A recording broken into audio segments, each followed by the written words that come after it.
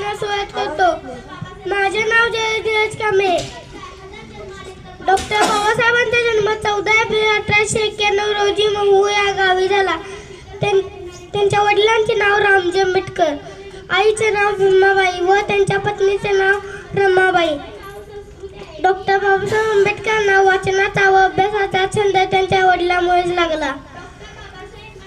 जातीवंतामुळे doctor Babasaheb आंबेडकरांना शिक्षणासाठी संघर्ष करावा लागला. दाराश उभा प्रिय भीम माझा, बाहेरून करी वंदना, गुरुजी शाळेत घ्या ना मला, गुरुजी शाळेत घ्या ना मला.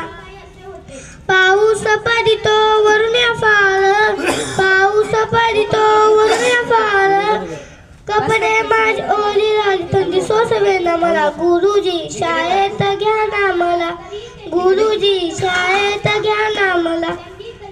अभ्यास करीतो भीम आंबेडकर, बसून एक बाजूला, गुरुजी शाळेत घ्या ना मला, गुरुजी शाळेत घ्या ना मला.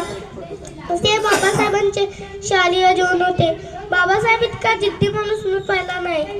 त्यांना शाळेत घेत नव्हते. त्यांनी 18 तास अभ्यास केला, 32 डिग्री घेतल्या, बैलगाडी बसवली नाही, विमानाने प्रवास केला, गावात प्रश्न होता, देशाबाहेर प्रवास केला,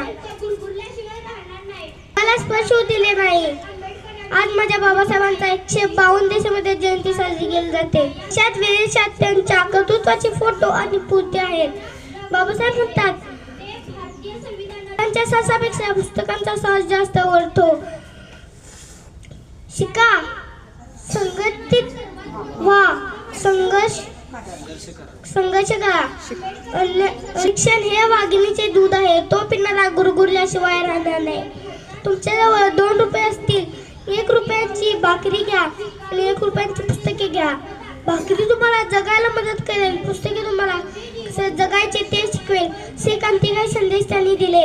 बाबासाहेब म्हणतात, जो या भारतातील जात नष्ट करत नाही तो या भारताला मी सोडणार नाही. असे 14 त्याला स्पर्श केला. बाबासाहेबांचे जीवन आपल्यासाठी प्रेरणादायक आहे. अन्यायाविरुद्ध लढावे कसे, अशातून घडावे कसे, निवारावे कसे आणि शिक्षणातून स्वप्न साकार करावे कसे, हे माझ्या बाबासाहेबांनी मला शिकवले. बाबासाहेबांना वाचाल तर वाचाल, एवढे पण छोटे जय भीम जय भारत.